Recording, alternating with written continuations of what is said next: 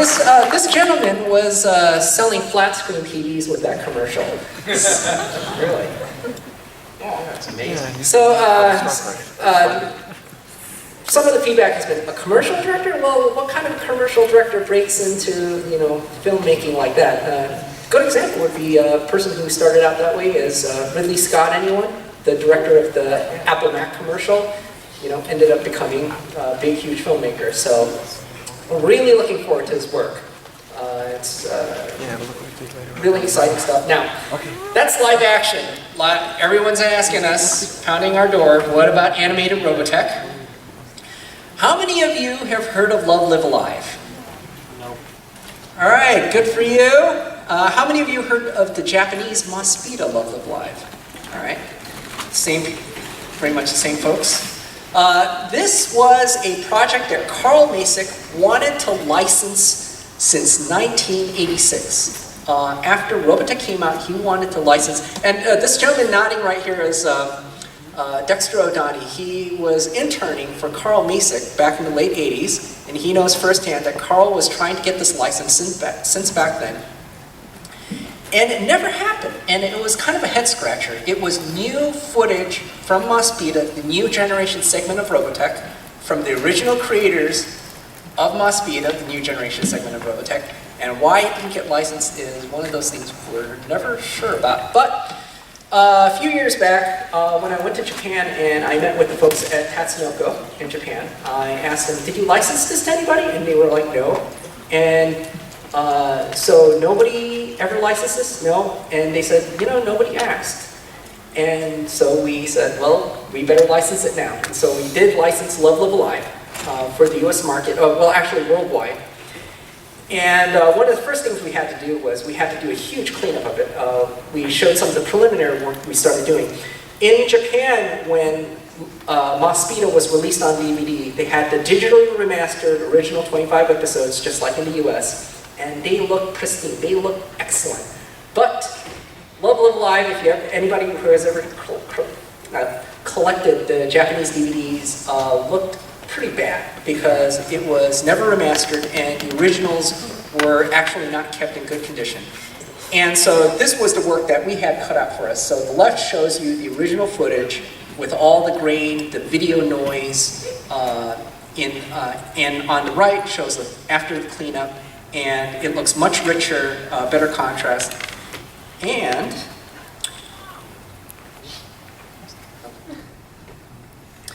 after reworking the whole project, it ended up becoming known as Robotech Love, Live Live. The original Mospita Love, Live Live was about 50 minutes long, 48 to 50, depending on some of the extraneous stuff added to the end. The end time count of the English version of Love, Live Live is actually 89 minutes. Actually, it's listed on the DVD as 90 minutes because we tacked on a little surprise at the end. So when you watch it to the very end. So there's a little thing tacked on at the end for you guys. But the reason why it ended up so much longer is the original Love, Live Alive, it's kind of a tongue twister, was largely a music video. It has some new scenes, but a lot of flashbacks, and the flashbacks are actually just music videos with very little storytelling. And there's a little bit of an audience for that in Japan. Like there was Macross 2012, which was the Macross music video LD that was released in Japan. But we thought for the US, to make it more attractive, what we did was we expanded the flashback sequences. They were much longer, and we added a narrative to them. So there's an actual narrative to all the flashbacks. So it's like a long version of Dana's story, but for the new generation. And this is actually fairly common in Japan when there's a whole season of Space Cruiser Yamato. What they'll often do is they'll take the whole season for the people who don't have the patience to watch all 26 episodes, and they'll edit it together, and they'll cut all the boring sequences out, and they'll turn it into a rip-roaring 2-hour movie, and they'll add new animation, so people see new scenes that they don't recognize before. And isn't there a Japanese word for that genre? Sure, I've just heard the word bonus episode. Oh, was it something like a rising or something like that? I think. Oh, guidance. Guidance. That's like a side story. Aside, oh yeah. So this is like, yeah. So this is both becomes a side story, kind of like a Gaiden, which is instead the original narrative of the new generation is actually being told from Scott's point of view. So the way Love Live Alive has been re-edited, now it's being told from Lancer's point of view. And so Lancer is the main character, and you're following him and watching Scott join in instead from Lancer's point of view instead of the other way around. And so you'll see a lot of familiar scenes that you recognize from Robotech, but they'll be arranged differently, and also there's new scenes that you haven't seen before. And, oh, actually, we already showed that last year. That's, here we go. This is the actors that we brought back. And so we, for these new sequences and the new scenes, and for the different narrative, we brought all the original cast back. And what we have here is, this is Del Casher, the manager of the post-production studio, and there's Greg Snegoff, the supervising director and the voice of Scott Bernard. And here we are in the control room, and that's the sound engineer, that's Calvin at the left, me. In the back, there's Frank preparing for his lines. And then to the right, there's Del and Douglas, who also worked on our digital restoration. And here is Greg Snegoff recording his lines for Love Live Live. And there is Greg and Susie Lane. Now Susie had actually left the voice acting business. She entered into physical therapy, and that's what she had been doing for a long time. And nobody had been able to track her down because I guess there were many different pseudonyms that people were working under back then. Like, what was your pseudonym that you were using back then? Oh, I don't know. Like Shifty something or other. Shifty, yeah. Yeah, so if you see the end credits of Robotech and it says Shifty or... What was my name? Christopher Frank? Frank. That sounds right. Yeah.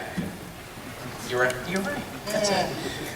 This was way back before SAG rules kind of all solidified and fell into place for voice actors. Now, of course, we identify them properly and they're all given their proper SAG day rates.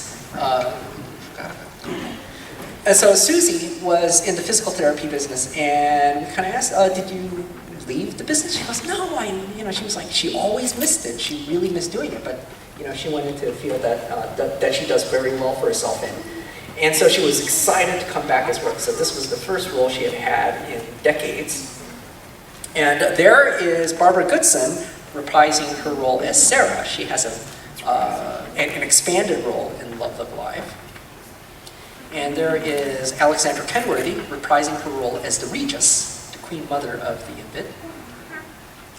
And there is Cam Clark voicing Lancer. And this is actually a studio recording here. I'll play it for you guys.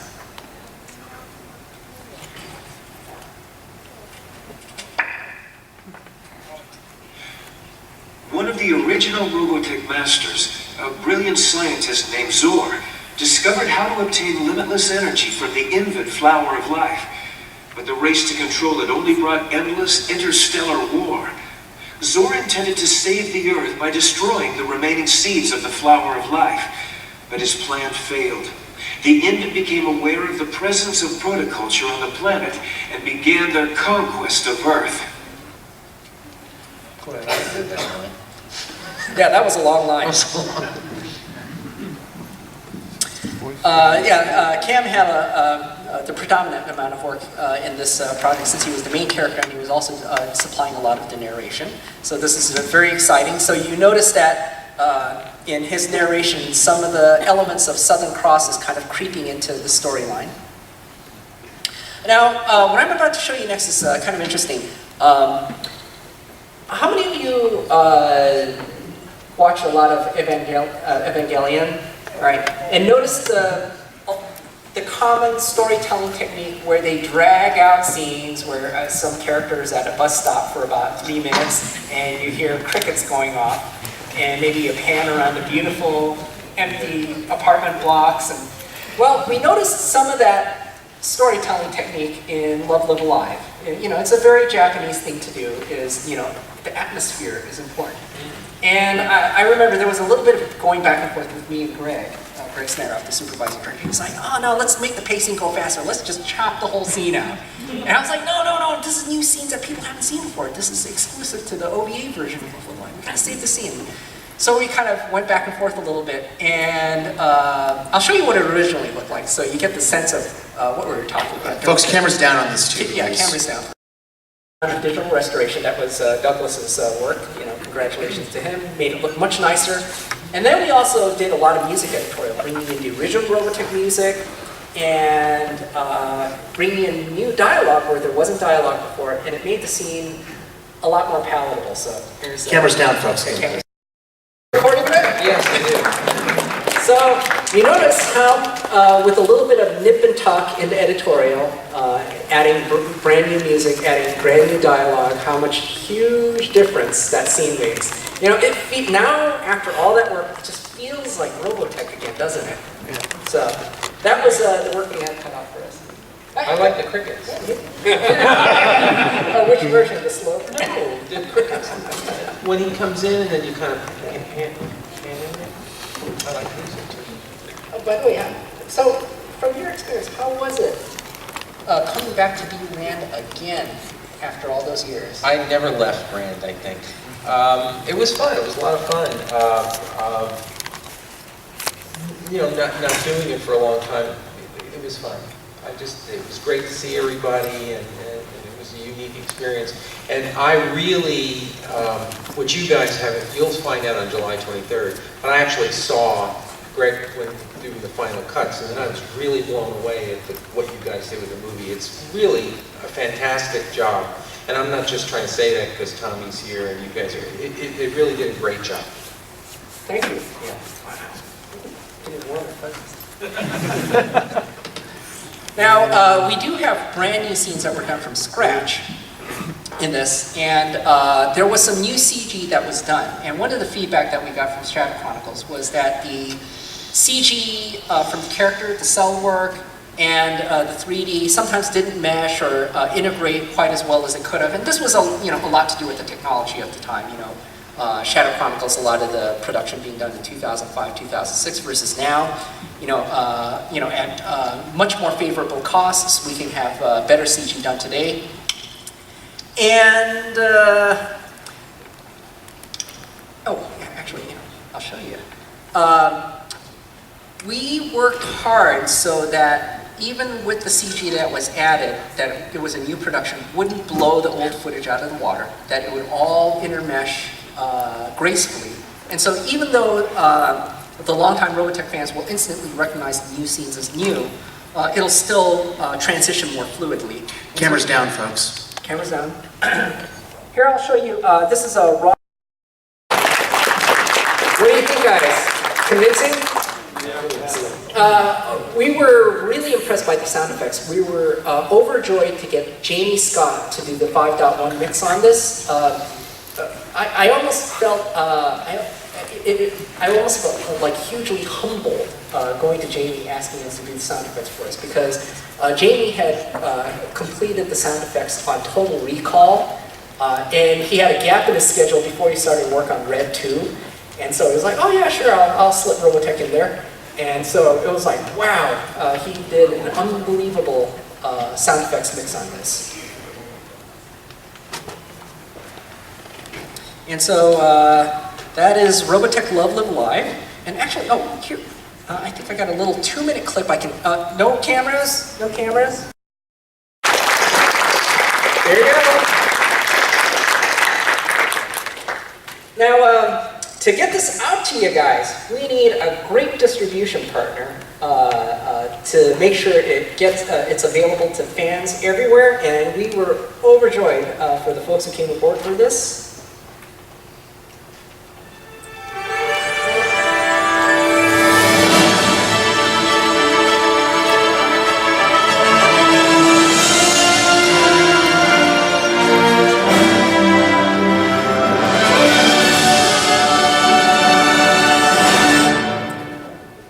Wow, even their opening logo is awesome. Yeah. So we have representatives from Lionsgate here with us. We're very happy that they're here to help us distribute Love Live Live and Robotech: The Shadow Chronicles. It's going to be a 2-movie collection.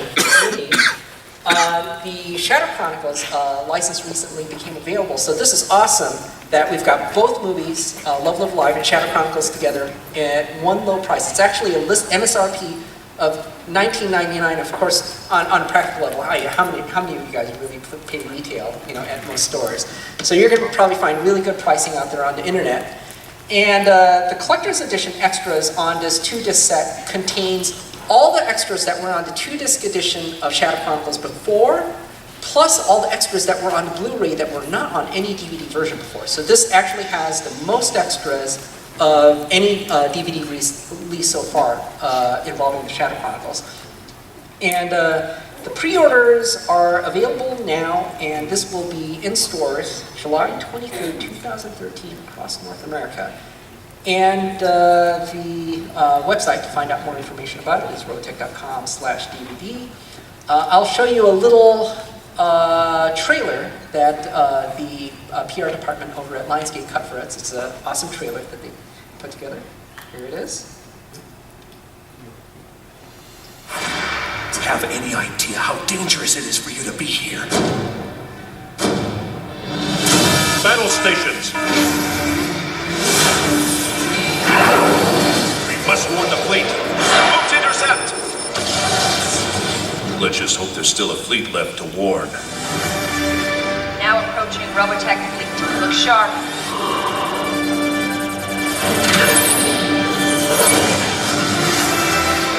I've never seen anything like that. We're going to need every ship we've got.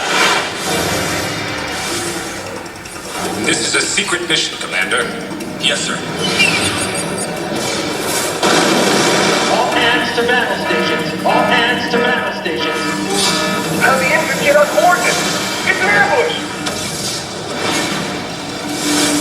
All systems activate shadow devices. All units engage.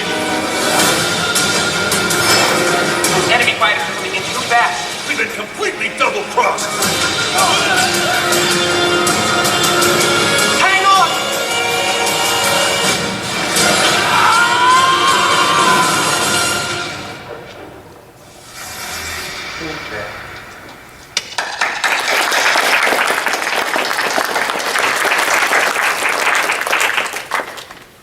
And here's some of the DVD extras that are going to be on it. We've got some pre-production designs, some that fans might have seen before, from hard-to-get art books. However, some that have never been published before. We were able to get this from Tatsunoko. Pre-production specifically for Love Live Live. We actually got scans of the original drawings, even down to the instruments. And Steve, after looking at these were actually pretty accurate real-life representations, right? Weren't they? Yeah, a bunch of these guitars are based on real guitars, even the headless bass is one that my friend has. So it's kind of funny that it's all like 80s instruments that were actually made. So kind of a indication of the vintage of the animation. Actually, Steve, you know this for a fact because you also play guitar too. Nah, just a little bit. And here's some of the pre-production design for the drum set.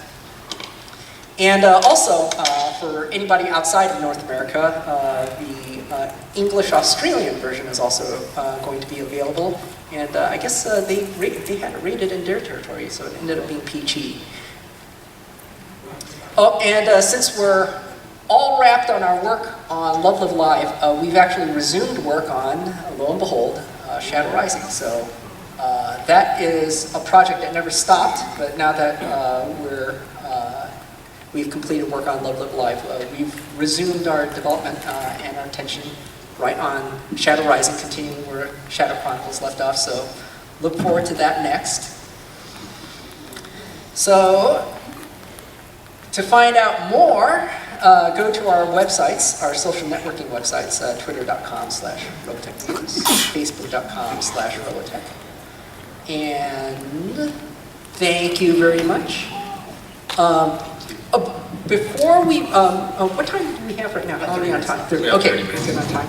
Okay, at 1 p.m. for those of you who want to join us, there's going to be a casual Robotech luncheon starting at the ESPN zone. It's in the whole LA Live complex, so those of you who want to join us there, you're welcome to join us. Steve has a Robot Rumble scheduled on Sunday at 10 a.m. at room 515. That's also known as LP5. And now we are going to open the floor for questions. Kevin, take it away. All right, let's see. Who has questions? Who wants to win prizes? All right. Oh, actually, before we do that, there's one last announcement. We're going to do questions, but also afterwards, if you have time, there's a fan by the name of Mark Warlock.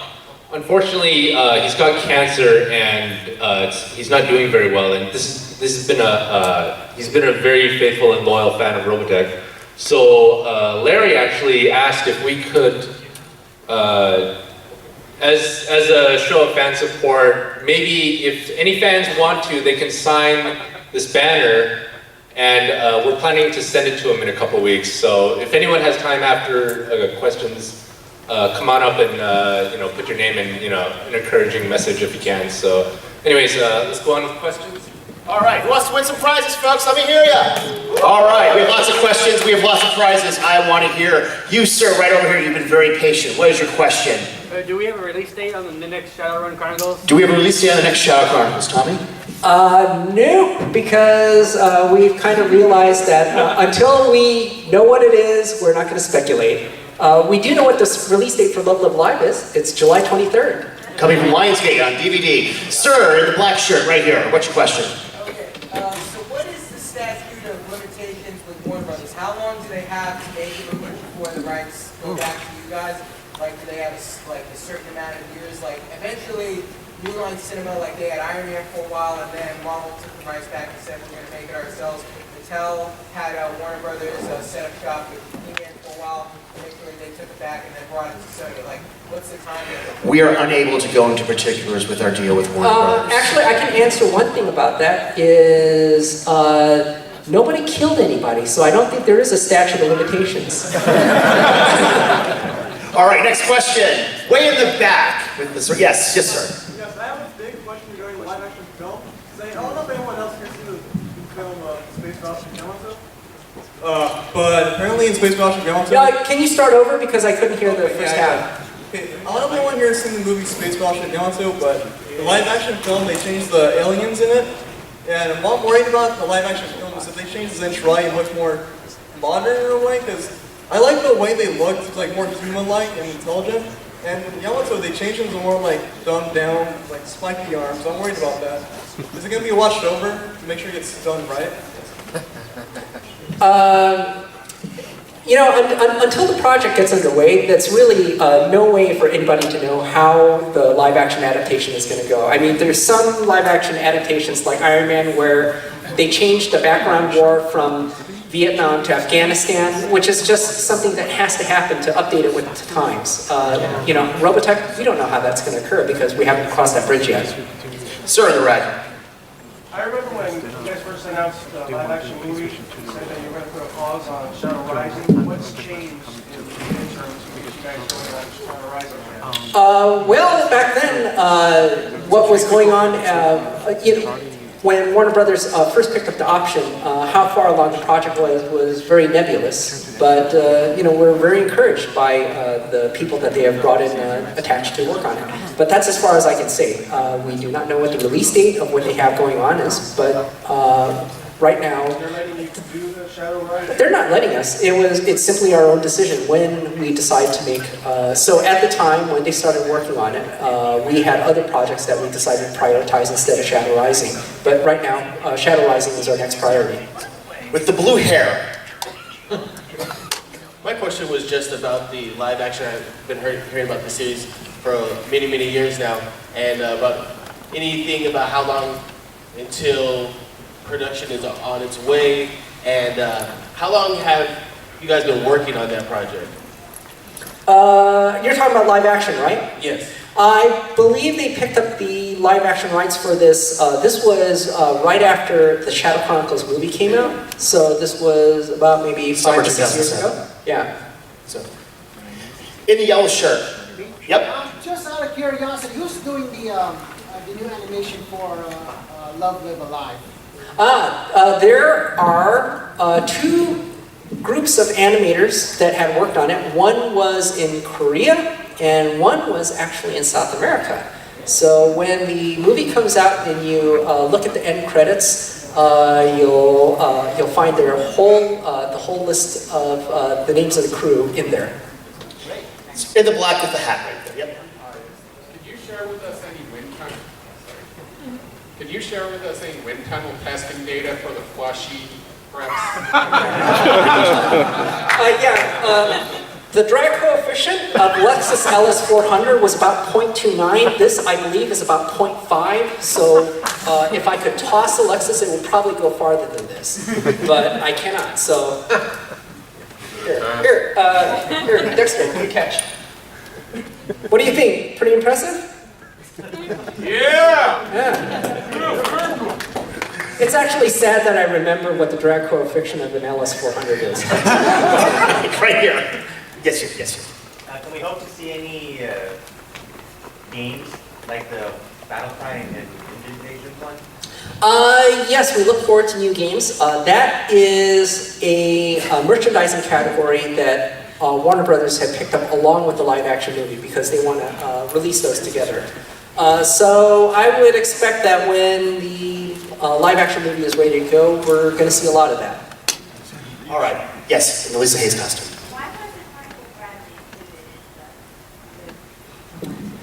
He was actually one of the very first people that we got in touch with to work on Love Live Alive, and we worked with as best as we could with his business manager, and it was just one of those things that didn't happen, and it's one of those things that will remain a mystery to me. I do not know. As far as I know, an agreement just wasn't made, and that's one of the things that's really a shame. Sir, over there. With Monsieur Mathieu, who is doing the cinematography? Is he picking his own lineup, or is someone else choosing that? I'm sorry? I couldn't, can you repeat the question? Monsieur Mathieu, the director, is he picking his own CG cast, or is somebody else picking that for him? Oh, that I don't know. There has been no casting done, so I do not know. In the white shirt. My question is, are you guys going to do a re-release of the old Murdercross PS2 games anytime soon? We have no plans. It would be wonderful if some kind of agreement could be reached with Japan so that more of the merchandising in Japan could be released in the US, but that's a bridge that has not been crossed. Sir, glasses. My question is, are you going to have any new voice actors for Shadow Rising? Any new characters? For new characters, it makes sense. We'll get the right actors for the right roles, but for the classic roles where we can get the original actors to reprise their roles where possible, that's what we always strive to do. In the green. A while back, like 3 years ago, I think, you had exclusive images like for Dreamwave, and you had images of like new comics coming out. Are those going to ever see the light of day, or that's just something from this go along? Because what was the comic like? The China comics. The China comics. Exclusive artwork with like things to come, but then the production of what you guys had before with the comic picked up, you said unfortunately they finished. Oh, okay. All right. I'll tell you. Some of that came out. There were extra scenes for Prelude to the Shadow Chronicles that were done. So extended scenes, so a little more stuff like more of Ariel, like a scene of her with bearded old Lunk and Annie, and this was before her scene in the Shadow Chronicles. So it kind of bridges some of the scenes that you will see in Love Live Alive and Shadow Chronicles, and it's exclusive to Prelude to the Shadow Chronicles. Those scenes actually did come out because that trade paperback was published. However, the next trade paperback that was supposed to come out immediately after that, which was Love and War Stories, there was a lot of work that went into that, and the folks at Wildstorm, the Wildstorm studio in San Diego, was closed. Not Dreamwave. That's where, yeah. So it was the Wildstorm studio that was closed. All those staff were moved up to Burbank, which is now DC Entertainment, Digital Entertainment. They have the digital publishing rights, so they could do a digital. As far as I know, what happened to all the work on that trade paperback, it did get released in China. So it is available in Chinese. I'm working with the folks over at DC, you know, with all the transition of the crew who used to be at Wildstorm kind of settling into their new positions to get this out, at least in digital ebook form. Way in the back with the black, yeah, right there. I had a question about creativity. Do you guys ever get writer's block as a team or creative block when coming up with the storylines, the mecha and the characters for Shadow Chronicles, Shadow Uprising that's coming out in the works?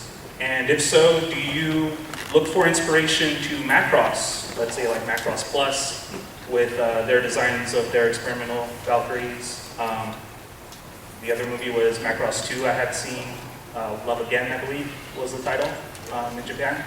And they dealt with an enemy alien force that also used songstresses like Lin Min Min, and they called them emulators. Usually, if I look for character inspiration for character stories, I don't look to other anime. Actually, I look to dramas and comedies because they have a lot of character interaction. And so I look to, or at least people I work with too, we look to live experiences because Robotech is considered something that has more realistic storytelling. And, you know, that's much more mature and well thought out. And I don't really consider writer's block a bad thing. That means you're thinking things out instead of just, you know, just pooping it out. So that's a good thing. That means you're thinking. All right, in the gray shirt. I was just wondering if there's any chance of in the future seeing a release of the original Mosquito Love Live Alive? I could see that happening in the foreseeable future. Right now it's released as, this is a Robotech package, maybe in some kind of big extras package sometime in the future, I don't know when, or you know, a Japanese release, but that's something that's not announced yet, so I can't say when that would ever happen.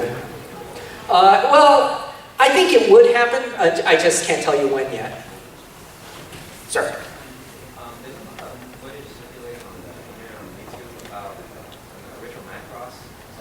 Mm-hmm. Yes, Pachinko. Yes. There's little clips of animation, people going, oh, it's Macross HD, whatever. It's like, and then people are like going, whoa, where did they get the budget to do this? It's some scenes from the original Macross sequences reanimated in unbelievable detail. And it's done at budget levels that would like, that go beyond the level of detail even in the original Akira, you know, theatrical release. And the reason is that is financed with gambling money. Because what Pachinko is you go into a gambling parlor in Japan, and in Japan, instead of like the one-armed bandit, they prefer to play Pachinko. It's like a pinball machine over which you have very little control. And so it's all really the house's luck. And the reason why the animation can be ridiculous on that is because it's the gambling industry paying for that. It's kind of like when you go to one of the Las Vegas casinos, you see these unbelievably intricately designed, you know, gambling machines. You know, how much money do they pour into manufacturing that? That's pretty much what it is. So it's video made for Pachinko? It's video made for Pachinko to basically take money from you. Sir. Yeah. Sir, right here. Question. The plan is really another Robotech art book covering the production of Love Live Alive. Yes, that's something we would like to do. We have not planned that out with the publisher yet. In the back. With the reiteration of Thundercats and Voltron, what are the chances of a reboot of the original Robotech? All right, here's a good question. There are some universes where they like to hold on to their original universe, kind of like the old Universal Century in Gundam. And then there's some cases where they're just like, heck with it, let's just mix it up, and then you end up with Gundam Wing. And there's fans who don't necessarily agree with one another about the philosophies and interpretations of the same franchise differently. How many of you would like a reboot from scratch? And how many of you like your old universe and just want it bigger? That's who. We want both. We want both.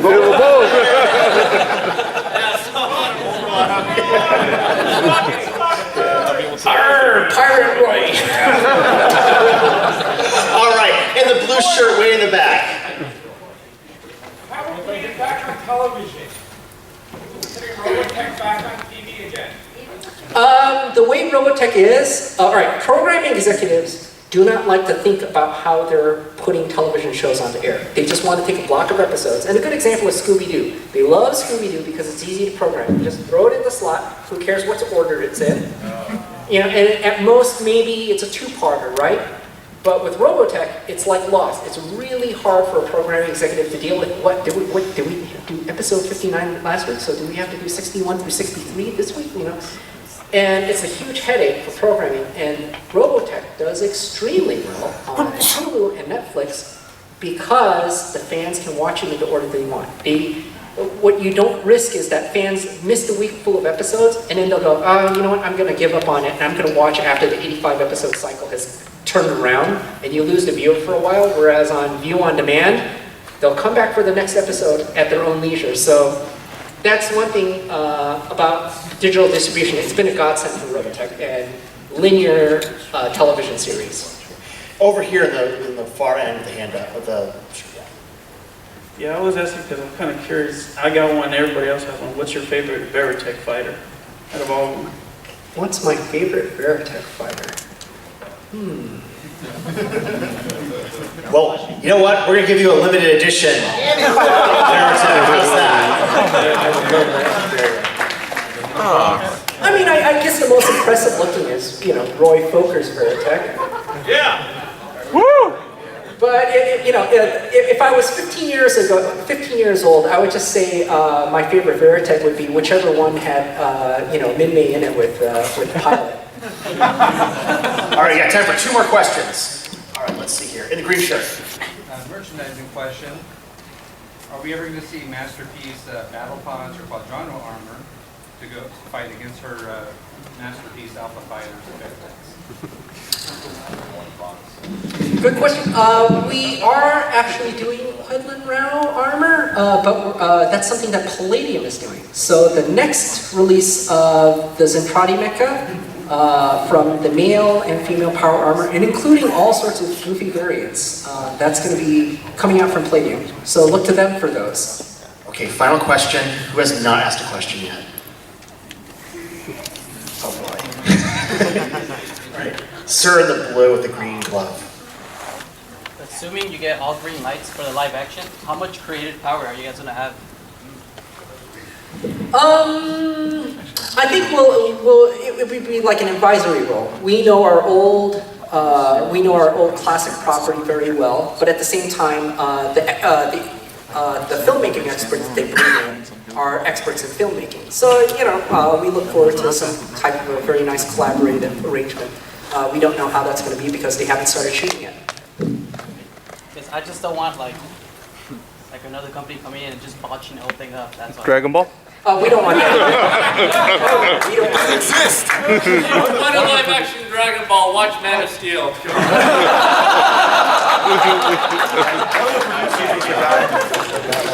So that's that already. Yeah, well, that's a really interesting interpretation. All right, folks. Well, it's been great. Thank you all for coming here. Is there anything else you want to, Frank, is there anything else you want to wrap up before we... Oh no, I just want to thank everybody for coming, and I just love you guys, and thanks for staying with the show. I appreciate it. Look me up on Facebook and Twitter. All right, so everybody, remember, July 23rd. They're hard to find. Thank you, folks. Please enjoy the rest of the convention.